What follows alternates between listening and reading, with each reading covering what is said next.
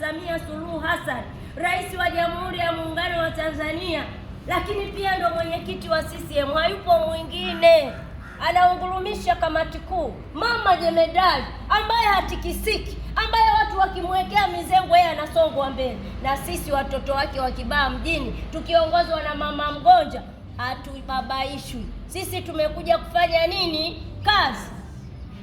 Na mtu asiwatishe, tayari mama Samia kakalia kiti. Wewe anayekwambia usivae uniform ya CCM ni nani? Mwambie nimevaa, na hongereni, hamjaogopa visiga. Mmeniga, hata mimi katibu wenu nimeniga, mama Gama kaniga, mama Mgonja kaniga, mwenyekiti wa kata ameniga na kamati yake ya utekelezaji.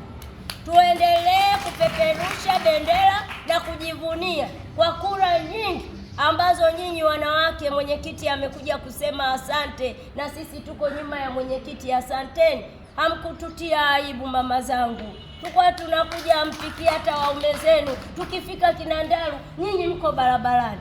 Mungu angalia wanawake wa Visiga, kwa sababu hamkuwa hata siku moja kurudi nyuma. Mlisimama mstari wa mbele kuhakikisha chama kinapita. Hizi sifa nataka niwaambie, mpaka mkoa wa Pwani tukawa namba 1, kiwilaya Tanzania nzima namba 2. Kwa nini Ndaru nisijivunie?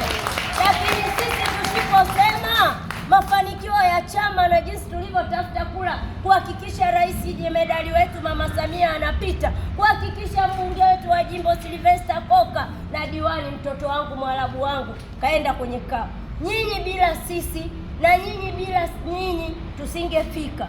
Tumeyatengeneza haya kwenye nyumba moja. Mimi katibu wenu nasema asanteni kwa kutupa heshima hiyo, sababu niko kwenye ramani wakiangalia